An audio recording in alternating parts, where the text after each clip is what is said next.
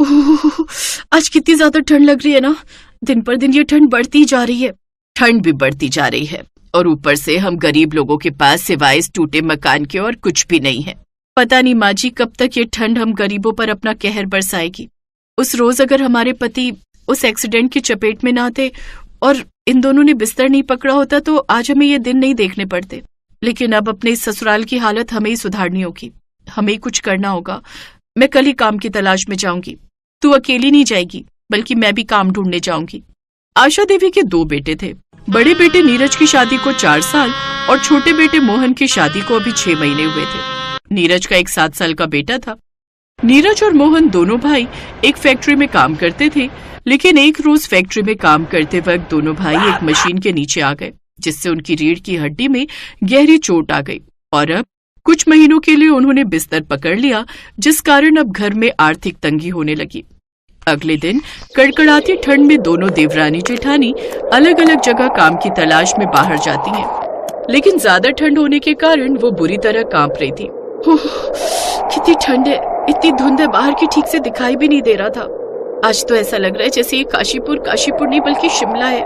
मेघा लोगों के घरों में जाकर काम मांगने जाती है, साथ ही ढाबे और दुकानों पर भी काम मांगती है, लेकिन उसे कहीं भी काम नहीं मिलता। शाम को वो उदास होकर घर की ओर लौट रही होती है कि तभी मेघा की नजर एक मूंगफली वाले के ठेले पर जाती है, जिसके पास ढेर सारे मूंगफली के छिलके रखे हुए थे, जिन्हें देख मेघा के दिमाग में एक आइडिया आता है।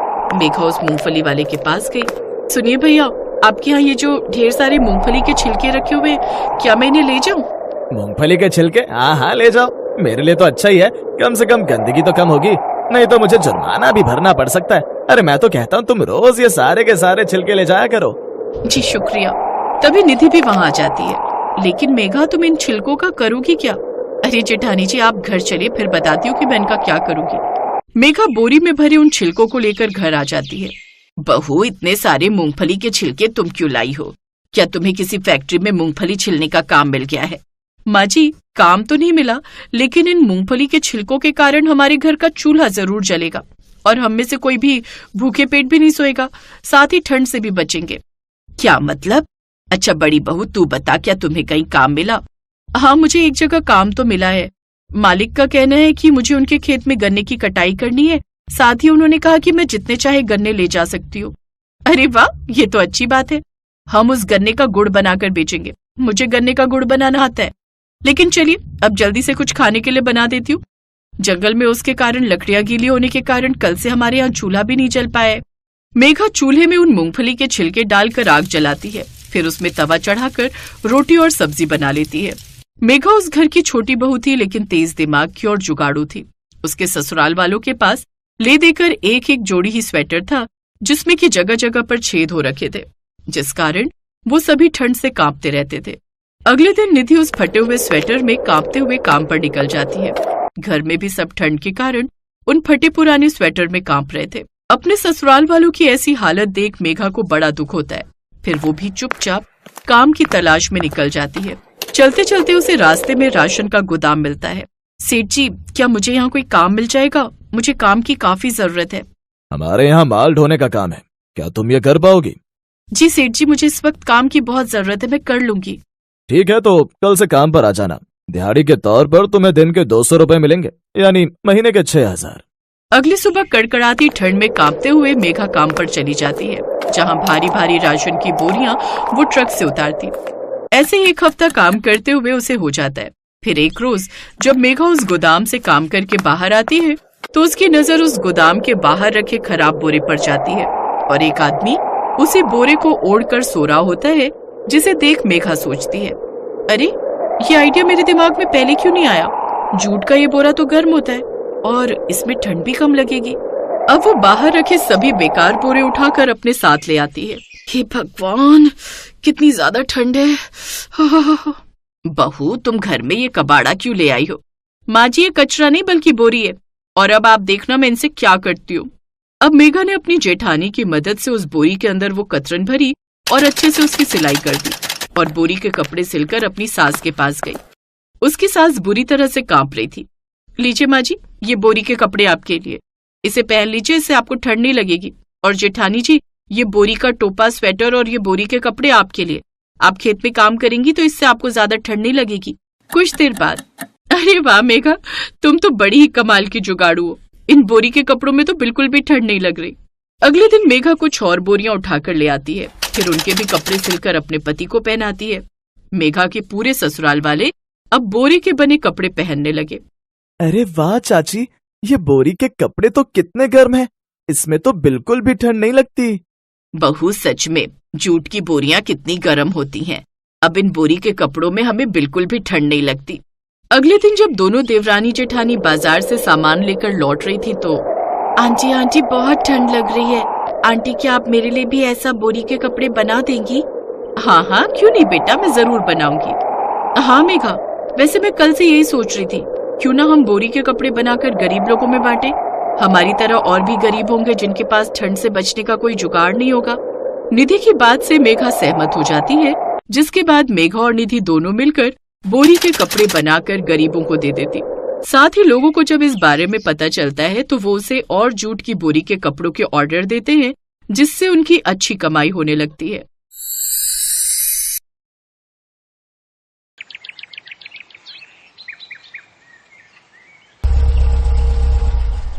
साहब कुछ पैसे दे दीजिए, भूख लगी है। इतने बड़े हो गए हो, जाकर कुछ काम करो। कोई काम नहीं देता है साहब मुझे। ड्राइवर, गाड़ी जरा आगे लगाओ तो, मुझे इस लड़के से बात करनी है। और तुम आगे आओ। कुमार के कहते ही ड्राइवर ने चौराहे को पार करके गाड़ी साइड में लगा ली। कार के पीछे पीछे गोविंद भी चला आया और फिर हाँ, अब बताओ, क्यों कोई काम नहीं देता तुम्हें?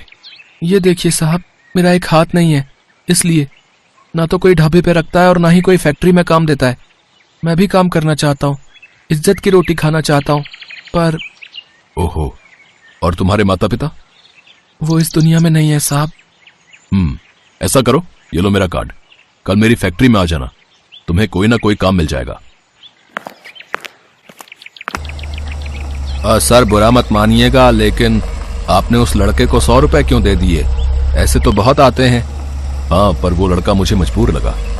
सर देखना, आपने उसे काम के लिए बुलाया है ना, वो नहीं आएगा।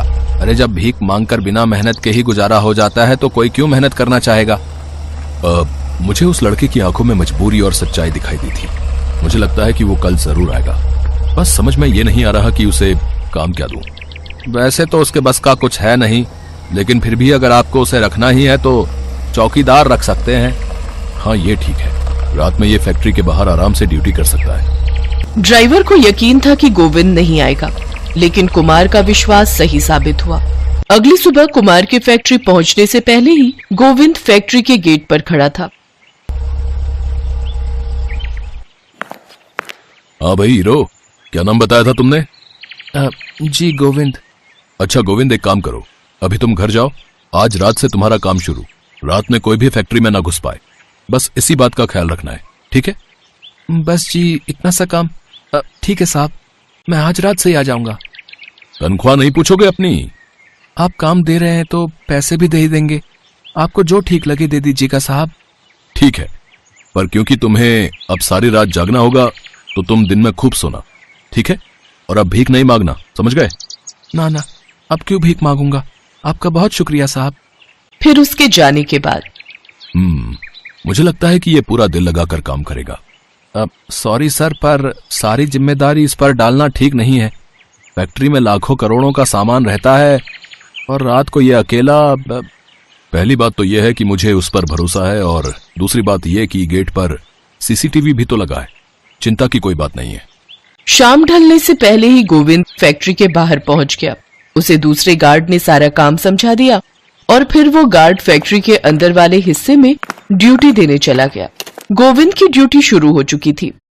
साहब ने ये थोड़ी ही कहा था कि सारे रात खड़े खड़े पहरा देना है। मैं भी ना पागल हूं, बिल्कुल बैठ तो सकता ही हूं। गोविंद ने वहीं एक पत्थर को साफ किया और उस पर चादर ओढ़कर बैठ गया। उसके पास वही एक चादर थी जिसे बिछाकर वो सोता था। सारी रात उसने आंखों ही आंखों में गुजार दी। वो एक पल नहीं सोया और जब सुबह के गार्ड्स आए तो उसके बाद ही वो घर गया। ऐसे ही देखते देखते कई दिन गुजर गए। जबरदस्त सर्दी पड़ रही थी। कुमार अपने परिवार के साथ कार में बैठकर रात में घूमने निकला तो उसने देखा कि फैक्ट्री के बाहर एक पतली सी चादर में खुद को लपेटे गोविंद पहरा दे रहा था। फिर अगले दिन। यहाँ आओ गोविंद। जी सर। अरे यार, रात को इतनी ठंड होती है, तुम चादर लेकर क्यों आते हो? कंबल लाया करो ना। सर वो कंबल नहीं है मेरे पास सर। कुमार ने कुछ नहीं कहा और वहां से चला गया। रात में जब गोविंद फैक्ट्री पहुंचा तो उसे शाम के गार्ड ने जाते हुए एक नया कंबल दिया। वो कंबल कुमार ने ही उसे देने के लिए कहा था। उस कंबल को देखकर गोविंद बहुत खुश हुआ। वो बहुत ही मुलायम और गर्म था। अब तो गोविंद उस कंबल को ओढ़कर रात भर आराम से पहरा देता। फिर एक सुबह। हाँ भाई हीरो, सब ठीक है? जी सर, सब ठीक है। अब ठंड तो नहीं लगती? अब नहीं सर, आपने वो कंबल दिया तो था, अब कोई दिक्कत नहीं है। इतना कहकर गोविंद वहां से चला गया। पर कुमार समझ गया कि कोई बात तो जरूर है जो गोविंद उससे छुपा रहा है। उस रात वो फिर से अपनी कार लेकर फैक्ट्री पहुंचा। उसने अपनी कार फैक्ट्री से थोड़ी दूर लगाई और गोविंद को ध्यान से देखने लगा।